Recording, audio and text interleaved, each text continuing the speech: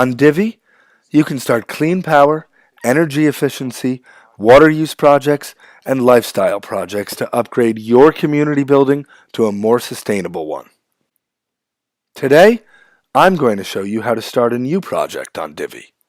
So we will look from the eyes of the project initiator. I will show you how the project initiator starts a project, gets connected to a developer, and finally, launches a crowdfunding page to connect with the funders. First of all, you go to the website, divvygreen.com, and then you log in. Now let's assume for a minute that we are a super awesome math teacher at a middle school. We type in our email address and password and sign in. Then we get to the dashboard of our mathematician. Click on My Projects, At Project, and here we choose what type of project we want to start on Divvy.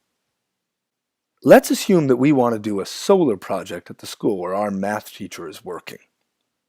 So we click Solar, Educational is the community type, and we click Start. So this is Divvy's project gateway.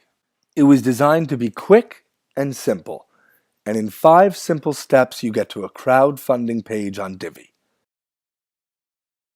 To save time in this tutorial, I'm going to fly to a project we've already created and filled in all the fields for this project gateway.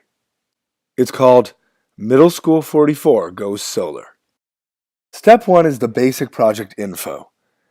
It's where you select a project image, title, organization, and a one-liner. You can see a preview here for what your thumbnail will look like. In the second part, you provide the project address. Then you say something about yourself, because people always like to know who's behind the project that they're funding. And finally, you click Save Changes. Step 2 is about the project details. On Divvy, you can start do-it-yourself projects or use-a-developer projects. In this case, we need a local professional to install the solar project, so we select Use a Developer. In order to connect to a developer, you fill in some information, such as what type of roof you have and what type of cover material is used. So, for example, a flat roof and an asphalt roof cover. Also, you provide the year of the last replacement, how many floors your building has, and whether you own or rent the property. We also ask your electricity details so that we can estimate what your energy usage is. The next step is to get approval from your organization. On Divvy, you can download our template letter of intent that you can use within your organization to get all the stakeholders to sign it.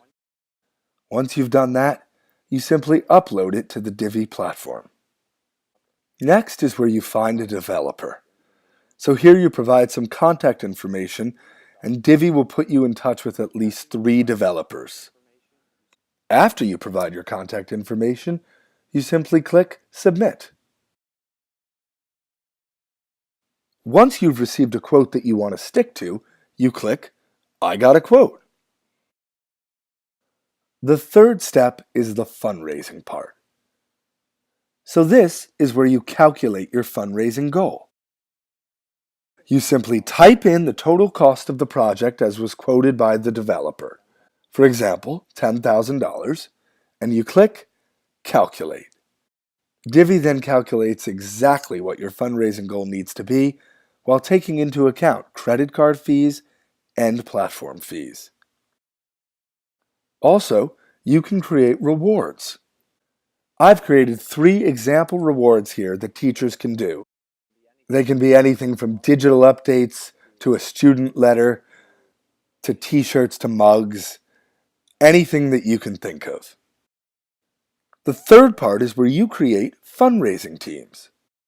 Adding the element of competition to your fundraising activities greatly improves the rate of success. You can create your teams here so that after a contributor supports your project, they can attribute their contribution to one of the teams that persuaded them to donate to your project. The next step is to create your project page. First, you select the fundraising image that will be slowly uncovered as people contribute to your project. The second part is to select a promotional video. This is optional, but it can really help to add a video to your fundraising campaign. Finally, there's the project description. This is the entire story for why you want this project to happen and why it's so good for your school. The fifth and final step is to connect your payment account. Our transactions happen through WePay. It's very simple. You simply click the Connect WePay button and you follow the process. After you're done with that, you click the button Submit for Review, and Divvy reviews your project before it gets launched. Thank you very much for listening. If you have any other questions, please let us know, and we hope to see you soon on Divvy.